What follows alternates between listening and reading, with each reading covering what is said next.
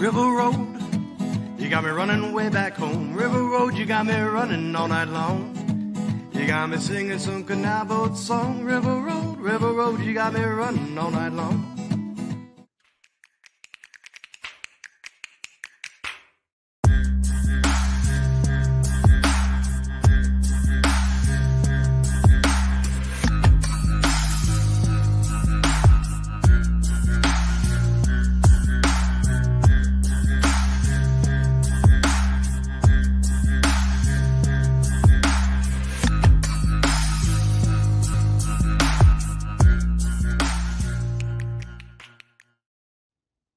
All right, we're actually recording this time. Happy Friday, everybody. Welcome to another episode of Niner Nuts. The whole gang is here. I'm Indiana Dan, along with Mr. Jimmy B and Mr. Easy E. Jimmy B, we missed you on Tuesday's episode, so welcome back, sir. Doing good? Yeah, I'm doing good. Red October, Phillies in the playoffs. Can't wait. Yes, and Mr. Easy E, how you doing too, sir? I'm doing great. Ready for the Niners to beat up on the Cardinals this weekend. Going to watch a lot of football this weekend. And the Guardians are in the playoffs as well. And you got Yes. a fully fed wife, too. Yes, I got That's a fully always fed good. wife. Yes. Yes, and the listeners will know when they're hearing this if the Mets and the power of Grimace ended up pushing them over the Brewers. So I don't know. The little part of me that lived in New York is hoping that happens, but we shall see. What we need to do is talk about our parlay for the week as we do on every Friday. Fun fact behind the curtain, we did a little bit before I realized we weren't recording. So let's try to get all that momentum back. I have the picks here, except the last one. I have to pull up another window technically to see all that. But as we did last week, we'll go through every single one of these in this very big 8-leg parlay because why not? Let's just swing for the fences. You're not going to win big unless you go big. So we did an alternate spread here at the top for the Cleveland Browns, the lowly Browns, back to their mint 2000s terrible form, going into Washington to face a red-hot commies team. This seems like just taking the alternate spread. Honestly, we probably could have taken the regular spread too. The 3.5. I think it was 3.5. We probably could have taken that one too, but we went with the alternate spread just to make sure, just because, as I'll open the floor to you all, this should be a pretty commanding win for the Commanders. Daniels has done nothing but shown that he can, along with his head coach Dan Quinn, just wallop bad teams so far. That's probably the only dig on them, is that like, well, where's their contender? They'll get to their contender. So for now, I at least my 2 cents, I think they're just going to kick the crap out of this Cleveland team that has shown very little signs of life. What do you guys think? Well, yeah. I mean, I think the Commanders, we could have taken the actual spread, but we want to make sure that if the Commanders win by a field goal, we don't lose our parlay. So I always like doing that and ensuring like when the spread is like right around there, just going at 2.5.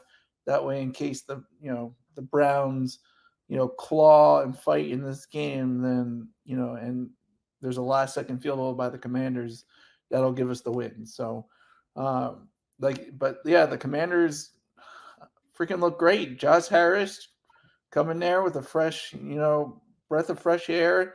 Dan Quinn is the coach. I really wasn't sure about Dan Quinn as a head coach before this, but I mean, I guess he was pretty good in the regular season, being that, he was good in Atlanta for the regular season. So he's, this is I think this is an easy bet. I think Commanders minus 2.5. It'll probably be more than that, but yeah, I'm very confident the Commanders will make this part of the parlay. Yeah, this should be a pretty easy hit for us. I mean, this is the first Commanders home game since they kind of went on this tear here of really stomping teams and putting up 30 and 40 points. So I imagine the crowd is going to be pretty loud and rowdy, which isn't going to help the Browns at all. As someone who lives in Ohio, I can tell you that the Browns are absolute poo this season. I mean, they've You didn't want to earmuff it? You didn't want to earmuff it? No, not yet. They've just looked absolutely atrocious. Watson looks terrible. The defense isn't as good as it was last season. They're just sort of falling apart all across the board. And if the Commanders really are for real, which I think they might be, then this should be a really easy victory for them. If they choke this game away against the Browns, I'll be really surprised, and that will say something about them and kind of where they stand on the season and what we should really expect out of them. But if they continue to go and they blow out the Browns like I would expect them to do in this game, 34-10, something like that. I think we have to look at the real possibility that the would-be 4-1 Commanders might be the real deal this season. Now, I don't think they're going to win the Super Bowl by any stretch of the imagination, but I think that we could start legitimately talking about them in terms of reaching the playoffs and maybe winning a round in the playoffs or something like that. But I have a lot of confidence in this particular bet. I called my shot last week, or I called my shot on Tuesday when we were doing our game recaps. I think the Commanders are gonna, like, the way they look right now. It's a month early, but the way they've been playing, I think they will get a win in the wild card round at least. Like, unless the wheels really fall off. There's plenty of time, obviously, but the way they look right now, I think they'll at least get to the divisional round. But moving on, let's take a look here. Carolina and the Panthers riding with the red rifle still, going to Chicago, fresh off of their win against the very beaten up LA Rams. Now they face a team that's not beat up. They're just not, they're below par, if I want to be nice. We're gonna, you know what? I said we should cheer for Carolina last week. I think this losing streak is going to finally end. It didn't end when they were at home against the Bengals. Sure, it was against Joe Burrow. He clearly had some fire in his veins. Like, we are not this bad. I think it's a safe bet that Chicago, whether they beat them or not, like, we're going with the spread. I just personally think that Chicago is probably going to get humbled by the Panthers. I don't know. Eric, you've really turned me into, like, the thing that they got going for them is that they're at home. But again, we're covering the spread, so regardless, I personally think this will be an upset. But for purposes of this bet, Carolina covering the spread, I think if Chicago does win, it will be Carolina will still be that plus 7.5. Like, they'll cover the spread. Guys, what do you think? Well, yeah, I agree with you. I think the Panthers could actually win this game, but taking the Panthers with the points sort of seems easy with this.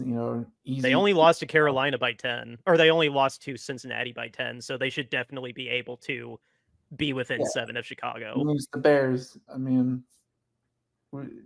As Easy E has called that, that the Bears are, just terrible, and Caleb Williams is just terrible, and so it should be easy money going with Carolina plus 7.5. So I think my favorite part about this game is the fact that Dan is going to have this on his Sunday ticket and watch it intensely. That's my favorite part about this game, that he's got this one circled already, and he's like, yeah, I can't wait to watch Panthers and Bears. Yeah. Why else would you watch Panthers and Bears? I have to care about the Bears a little bit, because it's funny. Like, I just cared because of my dad. Not trying to bring the whole tone down, but my sister, when she agreed to go in on the Sunday ticket with my family, she was like, "Oh no, my husband and I house our Bears house. We don't care about the Colts." I'm like, "Oh, so you fully adopted the Bears from dad?" I didn't. Yeah. And oh my god, the game I promised I wouldn't speak about again. She was at a bar for that, and she gave me some hilarious stories about that game. But yeah, no, attacked. I will have this on my Sunday ticket, and I don't care. For me, there's the only reason to watch this game is that we have money on it. So I will just watch the score go by. I have no interest in watching this game whatsoever. If it gets really out of hand, I may swap around my screens a little, but only if it gets really out of hand. Yeah. I mean, you guys know I think that the Bears suck. I think the Bears are terrible this season. I think the Panthers are also still not really good, but I think they are they're a lot better than they were with Bryce Young, with Andy Dalton as quarterback. They're actually capable of moving the ball and scoring some points. I mean, I think they put up 24 last week versus the Bengals. They put up 30 the week before versus whoever they played. So, I mean, if they put up 24, 28 points against the Bears, they're going to just crush the Bears because the Bears aren't going to score that many points. So, I mean, I feel pretty good, especially since we're getting the 7.5 with the Panthers on this. Yeah, I'll give the Bears a little bit of credit. The defense is not bad, but any defense is going to be held back a little bit when the offense can't stay out on the field. So with that, the only thing that makes me mad is I forgot to put in Caleb Williams' interception on this ticket. Well, let's see. Let's hold off on interceptions because that may be our jinx. We may do interceptions and the quarterback gets hurt before he even throws a pass. Oh, I know. I was so irritated. You watch. Richardson's going to come back this week and throw like 3 picks. Dude, oh my gosh, I have so many thoughts on that. We need to go though. 8 picks, lot to cover. Jordan Mason, of course we had to throw a 49er in here. And who better than the safest pick for the 49ers, Jordan Mason, hosting the Cardinals. Thank God we were hosting the Cardinals, and going to Arizona is our last game of the season. Jordan Mason at home, over 85 yards. I'm the one that preaches the hardest that division games are wonky, but I did look at what our past 5 games against the Cardinals was, and we lost the 5th one, but the other 4, the last 4 that we played were like 28 plus blowouts. So I'm bashing my table that I didn't just jinx us, but yeah, no, history has shown that we've been able to handle Kyler Murray for the better part of almost 3 years. So I think we will win this game, and this was a very safe bet for Jordan to go over 85 rushing yards. And I haven't seen the rushing numbers against the Cardinals defense, but just thinking that Jonathan Gannon is the head coach and it's his defense, that they're probably not good at stopping the run. So I think Jordan Mason 85.5 should be quite the solid bet. Eric, our statistician, can you confirm that? Yeah, I can shortly. Yes. Team stats. They have given up 613 rushing yards so far. They're averaging 5.3 rushing yards per attempt and giving up 153 yards per game. Safest pick on our ticket. I would say so. See how good I am. I didn't even have to look that up or even know or anything. I just knew Jonathan Gannon's defense is really bad at stopping the run. That's safer than Derrick Henry. That's safer than a 2-point spread with the Commanders. Yeah, I mean, Jordan Mason's been so great all season long, filling in for Christian McCaffrey. Yeah, it's really hard to say anything negative about anything that he's done. I think he's only had 1 game under 100 yards so far, and he still had 70-some. I think he's had 77 yards in that particular game. He's going to get the ball a lot. They're going to keep feeding him, especially if they, to your point, Dan, if they're blowing them out and they're up big, then you're going to get a heavy dose of Jordan Mason running the ball. It's evident watching the games that there's nobody behind him to run the ball either, to steal carries away and come in and spell him or anything like that. I mean, he's getting all of the workload. Unless Purdy decides to scramble. Yeah, I mean, like Debo gets 2 to 5 carries a game. Isaac Guerrero comes in and gets 1 or 2 carries where he runs into the line of scrimmage and falls down. And I mean, that's it. And then Jordan Mason gets the rest. So he's just been phenomenal so far this season, and I don't see him slowing down against the Cardinals. So I feel super confident about this particular pick. Yeah, no, easiest pick on our ticket. And speaking of the running back renaissance, let's just go ahead and segue that into Derrick Henry continuing the touchdown scoring as we've picked here. Anytime touchdown score against division rival Cincinnati Bengals in Cincinnati. This feels like another super easy pick. Like, so I guess thoughts on the game.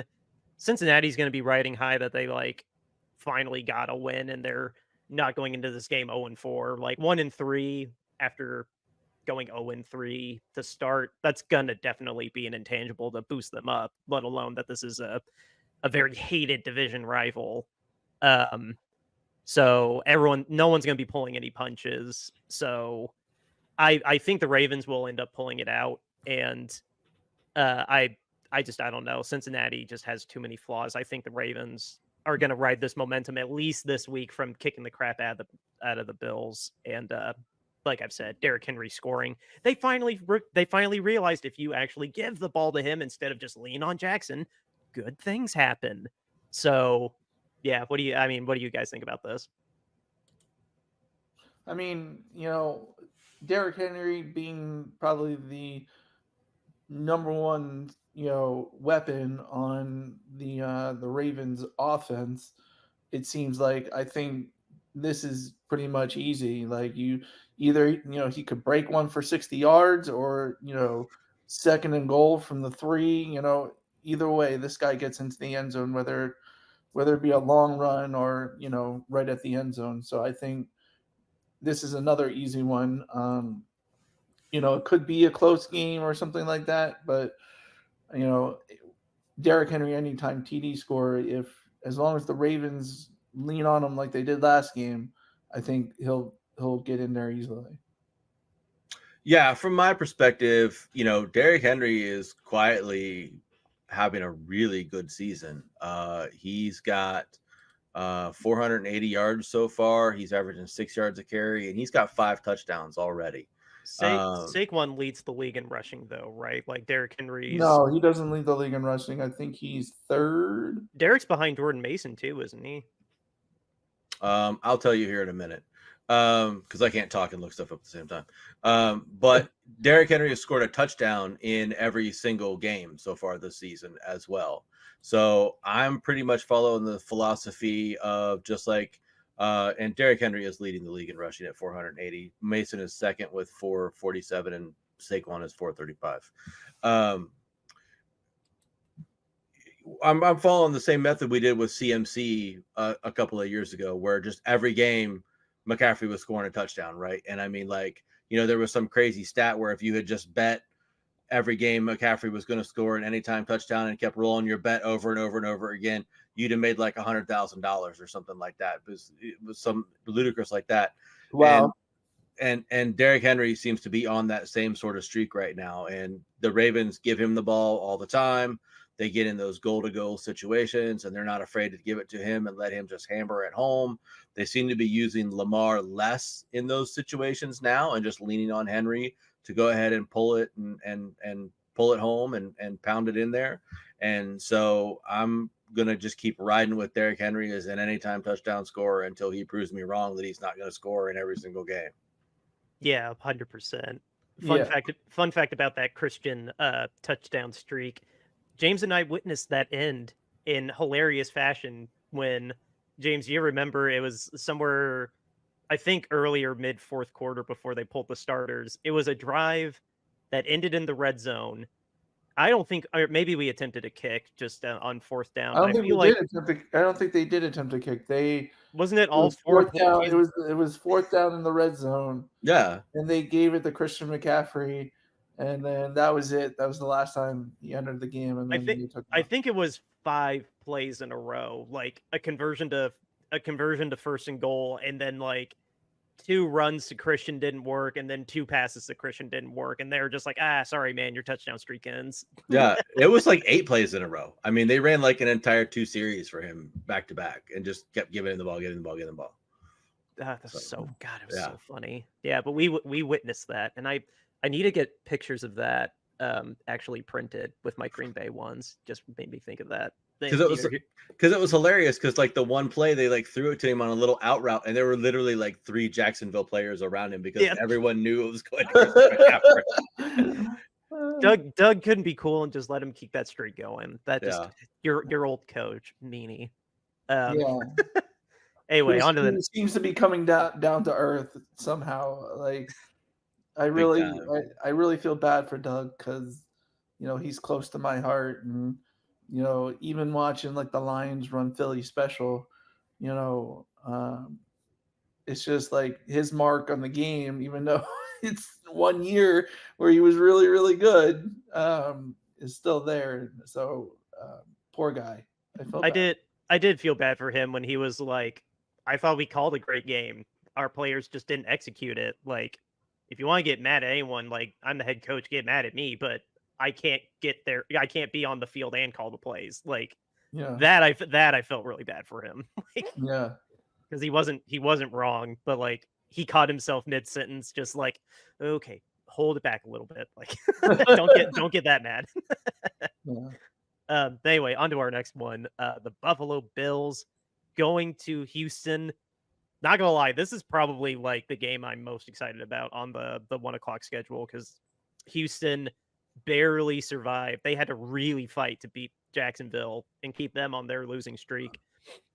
Which again, division games can go wild like that. I will never stop preaching that. And now they're hosting the Buffalo Bills, who were very much humbled, to put it lightly, by the Baltimore Ravens. And they are on the road again, now in Texas, with a red hot, not quite as hot, I'd say, necessarily as the Commanders, but Houston's got some serious belief in them that they could actually go far this year. So, oh my God. If Buffalo can rebound and actually be at full strength and not get steamrolled on the road in this game, that would, I mean, for us, we have picked Buffalo because I agree with you guys. I think Buffalo will rebound and pull this win off. We're just kind of playing it safe with the 1.5 alternate spread. So it's at least a field goal. Like if they do win by a field goal, it hits. But yeah, no, yeah, this is the game I'm honestly most excited about. Not the Bears. Don't you dare say that. This game has this game probably, I don't know. I will stake my claim that this will probably be the most exciting 1 o'clock game. What do you guys think about this one? I mean, Bills 1.5. We could have taken the money line, but Eric said, "Hey, free points," So, yeah. So I'll go with this. The Texans are a tough team, but like you guys said, like you said, Dan, I think the Bills are going to bounce back on this one. Josh Allen will probably have a turnover, but he'll probably have a rushing touchdown too. So I think taking the Bills money line would have been good, but free points plus 1.5, like Eric said. So I think it's all good with this one. Yeah, I mean we talked a little bit about it on the previous show. The Texans have like looked good, but not great. Like everybody kind of really thought that the Texans were going to kind of take a big leap forward this particular season. And I mean, they're winning. I think they're 3-1 so far on the season, but they haven't won with like that emphasis and that like domination that I think people were really expecting, especially out of the offensive side of the ball from them with all the weapons that they have. So I think that the Bills have a real shot in this game. I think they have a real opportunity. Josh Allen's been playing very good football, minus the game against the Ravens. And, I think that the Bills can get in there and give Houston fits and make it a real problem for the Texans. And, we took the 1.5 there just to kind of give us a little bit in case, there's some wonky stuff with maybe a missed extra point or a 2-point conversion or something like that. It just gives us a little bit of cushion. It only costs us 15 points to get the 1.5. So it was very negligible in terms of what we got there. And when you're throwing it into an 8-leg parlay, it doesn't really make that big of a difference overall. So I think it was a good choice for us. Yeah, it just hit me too. If Mixon's not in this game, like my confidence in Buffalo winning is going to go much, much higher because losing Mixon really hurt the Texans way more than you would think it would, or at least from my perspective. So if Mixon comes back, that could be a real difference in this game. Because no, it's I feel like that's where you could hone in. Like that's when Houston really like started playing more average. Not to be too mean, but regardless, Buffalo. I agree with you guys. Buffalo should win this game. I don't know. They haven't, like you said, they haven't taken that leap as much as we thought they would. Despite, yes, they will make the playoffs because they'll kill everybody in the South. They will continue to. The South is just terrible. Yeah. I mean, yeah. I live here, so yeah, it's terrible. The South is really terrible.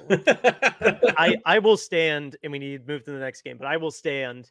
Joe Flacco is proof that a good quarterback is the only thing keeping the Colts from a wild card spot, as we saw them beat the Steelers. Yeah. So not the whole division, but the Titans and the Jaguars are awful. The next game, Packers at the LA Rams. I'm very curious if the Pack will represent in LA. Like we always say, the LA is not a home team. Like you're just automatically 17 games on the road. I'm very curious if the Pack will represent out in LA. But the Rams still very beat up. The Packers, they had some fight in them. They almost upset the Vikings despite being down 28-0 at one point. So yeah, I'm fine with taking the 1.5 because I think the Packers definitely will win by more than that. What was the original spread on that one? I'll have to look. I'll look while you're talking. Okay. But no, like if it was a 6, I wouldn't have taken. It wasn't that high. Oh, okay. Well then no, then as long as it was less than 6, I didn't make a big enough fuss. 1.1's fine, but anything between 1 and 6, I think the Packers will very comfortably win this game. Like that defense is legit. McKinney, their safety they got from the Giants, has had a pick in every single game. That offense, I think now that Love had a week with a humbling from the Vikings, like I think Love is just going to take out that frustration on the Rams because the Rams just by injury are bad. It's by injury, but the Packers should have no problem against the Rams, even though they're in LA. I mean, Packers, from what I understand, they do travel well, and I think this will be a home game for the Packers. It's hard to get people excited about LA football, it seems. So, the Packers are a good team. They're an up-and-coming team. And like you said, Dan, they almost came back against the Vikings last week. So I think, Packers are going to win this, but, take some points while you can get them. But, yeah, I think it'll be a home game for the Packers. I think the Packers fans will show up. And, yeah, this will definitely be a game in which the Packers will, win, in my opinion. So we take the points because we have 3 points. So, yeah, I mean, the Packers are supposed to be good this season, so we haven't really seen them be good this season. They've lost to the two teams who are decent this season, and the Eagles and the Vikings, and they've beaten two teams, the Colts and the Titans, who suck.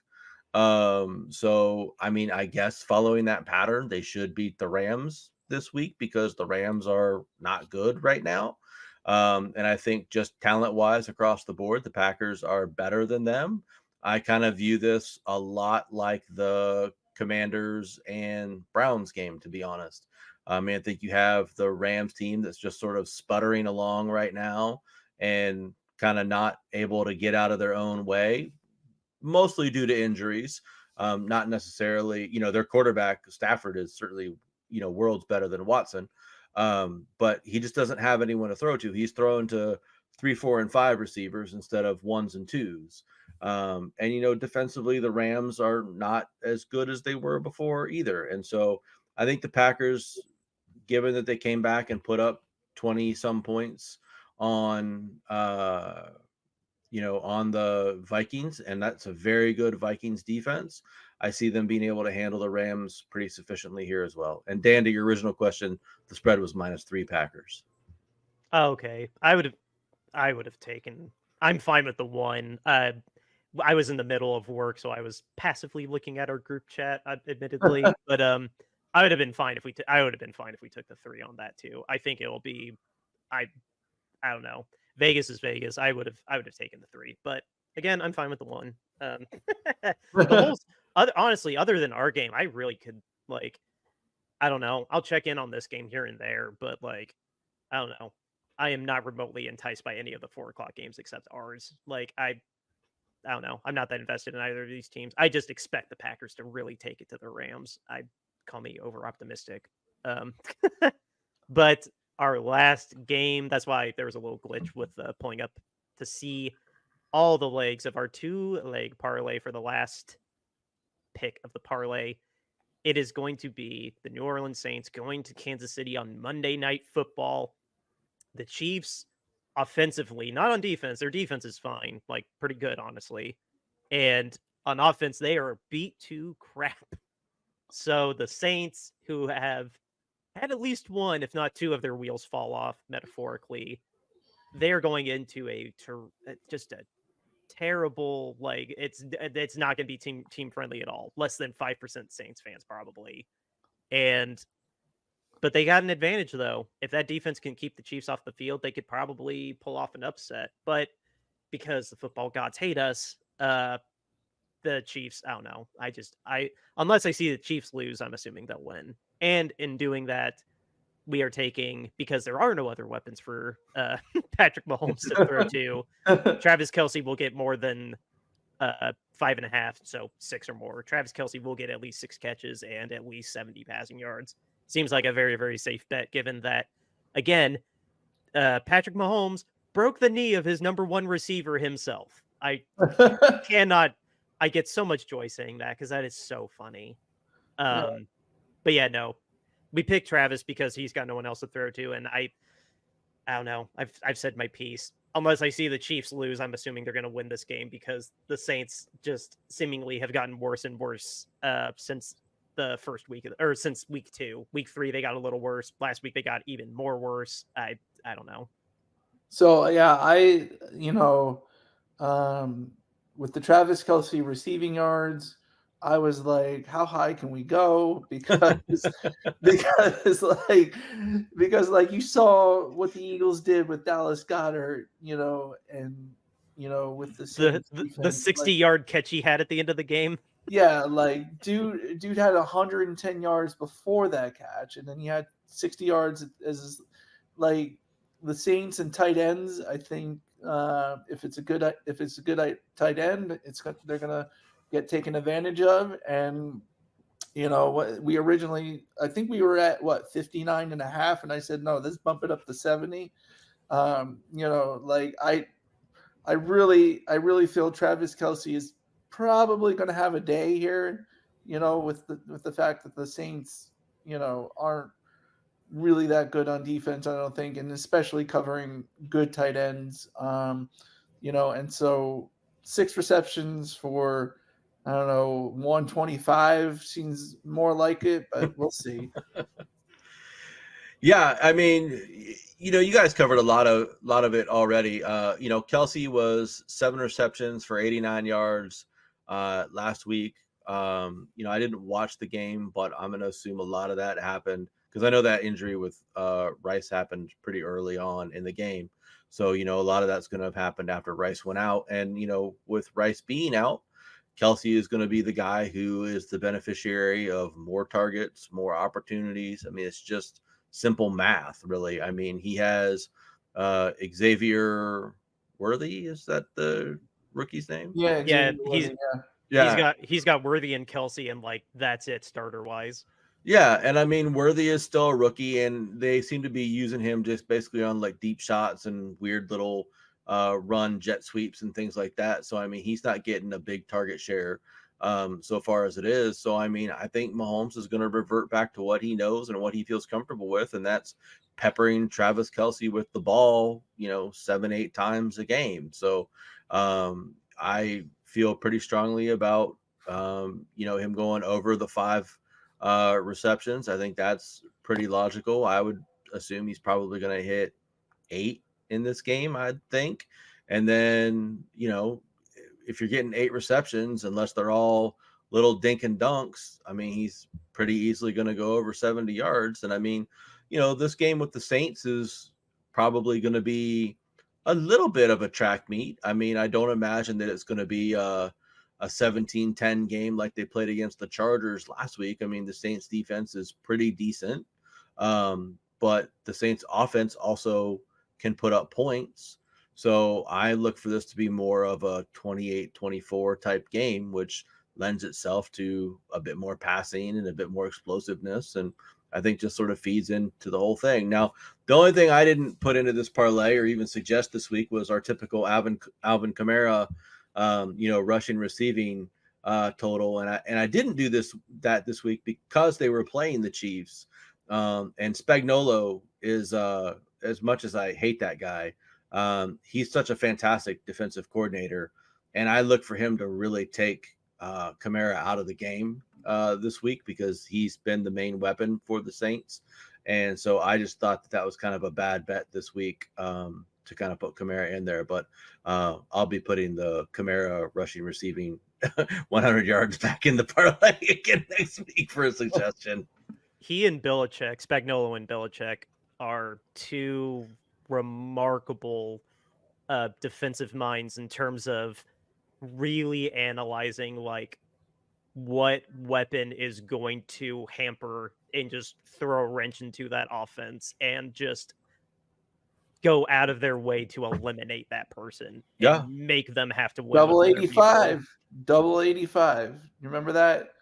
When the Patriots played the Bengals and Chad Ochocinco was playing for the Bengals and Bill Belichick, he's like, you want me to tell you what our defense is today? And Chad was like, what is it? He's like, double 85. That's all we got to do. Double 85. Yeah.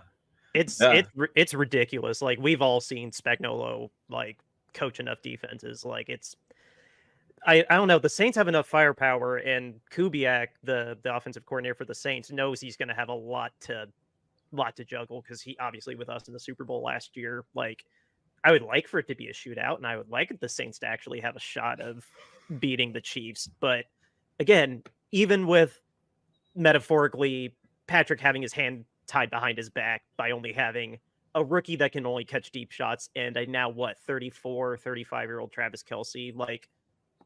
The football gods hate us, and I have to see the Chiefs lose to believe that they lose at this point. Yeah, this will be a really great game to watch if you have ESPN, which I don't. So, well, let me tell you how to get it after this. Okay. Yes. So with that, and I need to change that a little bit. That is what we got for our parlay. So that'll be $287 for each of us if it hits. Yes. Oh my gosh. That's nice. Yeah. It was a good $8.77. I can get some more Topps Chrome on Game Time cards. Hey, I got to figure out when my special Ohtani card is coming. Oh, it's going to be a while because they have to get like everything set before they can send out the cards. Like there's autographs in them. There's like numbered parallels and stuff like that. So it's not just going to be like a simple Topps Now card, just like a regular card, because it's the 50-50. They're going to have a one-of-one autograph, and they're going to have other parallel autographs and stuff like that. So they got to get Ohtani to sign all those cards. So it's going to be past. It's going to be past the the end of the season before you get it. Oh, okay. So, but theoretically, I could end up with like a fancy Ohtani card. Yes, theoretically you could. Oh wow, now, just so you know, there were nearly 700,000 cards ordered for this. Shocking website crash. So the chances aren't all that great. So, but if you can, but you're saying there's a chance. Yes, I will tell you this though. Topps is doing a buyback. And if Ohtani wins the MVP, you can give them back your Ohtani card and get like $20 or $100 worth of credit for like cards at a card shop or whatever you wanted. So So Oh, yeah, I pulled a Topps Otani Chrome the other day. I'm like, oh, $20. I can get something else if I wanted to. So oh, yeah, just they have any Otani card? no, it's Chrome, specifically Chrome. Oh, okay. And it and he has to win the MVP. So everybody's like, Well, he's so going to win MVP. I mean, there's no yeah, doubt he's about gonna that. win MVP. So the way if you go online, like you can buy like Otani buyback cards, and they're going for crazy amounts right now. So because you get credit, for them, Yeah. like you can go to a card shop and get credit, by giving them the Otani card, and then you get credit for something else. There you Apparently, go. that's how it works. Yeah. I could go on a whole rant about the card industry at some point in time now because it's just ludicrous at this point in time. But that's a whole It nother is pretty show. ludicrous. Maybe we'll have a show about that one time, like in the Yeah. off season. Yo, Yeah, that's a good show for the off the season. one-off Put that on the off-season. list. There you go.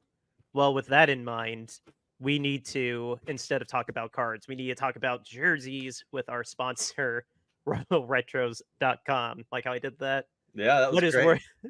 what is RoyalRetros.com? Is your go-to place to get yourself an authentic throwback jersey, whether it's football, basketball, baseball, or any of the other major sports. Royal Retros has you covered. Go ahead and check out their Candlestick collection as well. It's curated with the Bay Area in mind. And when you find something you like, use the promo code Shady Sports, and it'll get you 10% off of your entire order. Again, promo code Shady Sports, 10% off of your entire order at royalretros.com. Go visit royalretros.com and use our promo code and get yourself an authentic throwback jersey today. James, let the people know about our awesome t-shirts. Hey guys, so we've been raising money for a charity called Mountain Comprehensive Care Centers in Kentucky. They are a crisis center for those who have been victims of domestic violence and sexual assault and things like that. And the reason why we're doing this is because we're trying to bring awareness to the lack of NFL owner accountability. When a player does something, we know about it right away. It's in the news. I mean, look at Tyreek Hill. He got arrested within like an hour or so. We hear about it. So I think it's important to know that when an owner does something, it sort of gets underneath the radar, and the press isn't so heavy on it. And we need the owners to be held accountable, like the NFL says they are trying to hold owners accountable. Because this is what the NFL has said, that they want their owners to be held to a higher accountability than their players, but it's not actually happening. So that's why we say owner standards are less than player standards. Hashtag owner accountability. And to show you we put our money where our mouth is, we are selling our t-shirts. All the proceeds go to the charity Mountain Comprehensive Care Centers in Kentucky. This is our statement: owner standards, less than player standards, hashtag owner accountability. You can get that in different colors, different sizes, different styles. $22.99 gets you that, starting at a premium unisex tee.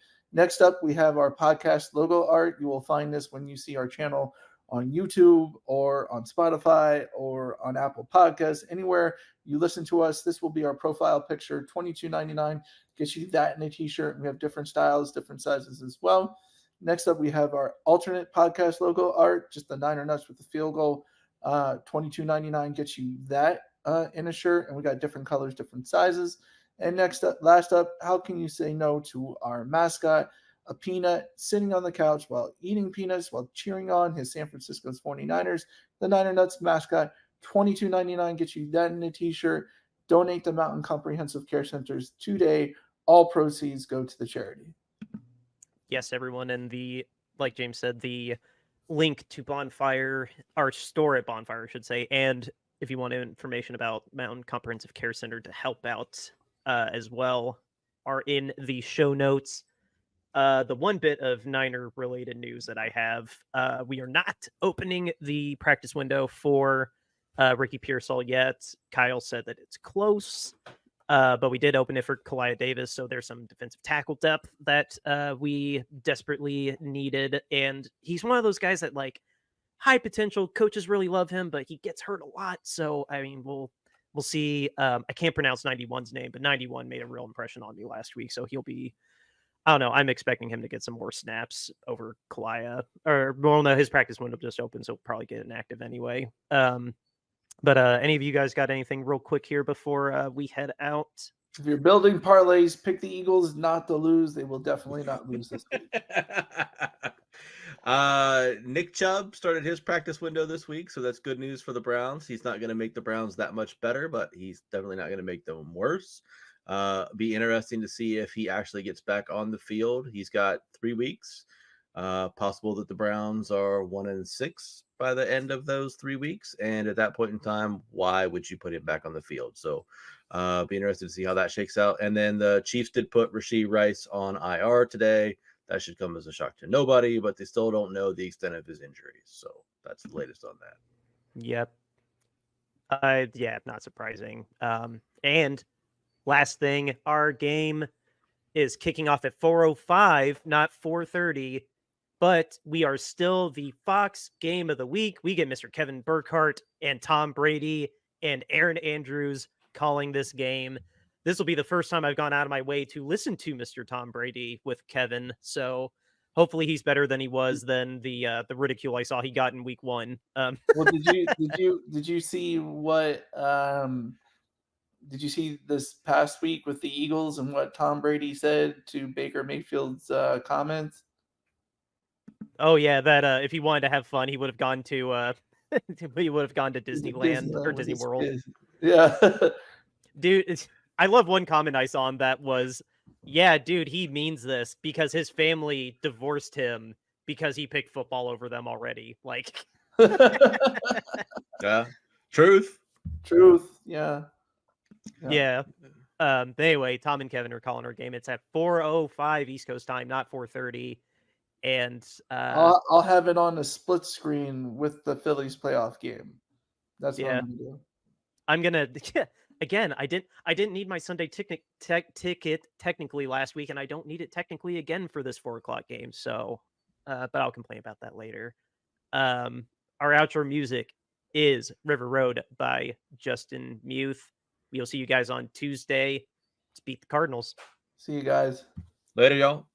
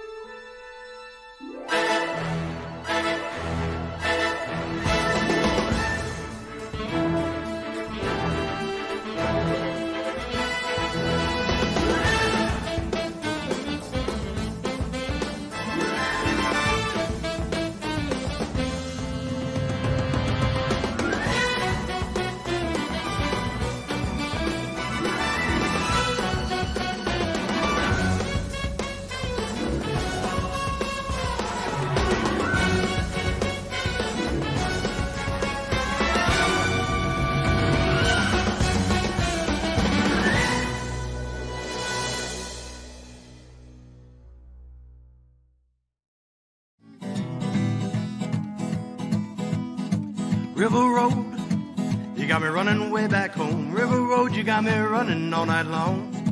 You got me singing some canal boat song. River Road, you got me running all night long. River Road, where have all the women gone? Have they kissed her hand and waved you bye-bye? Have they thought about crossing your double yellow lines? River Road, they love the way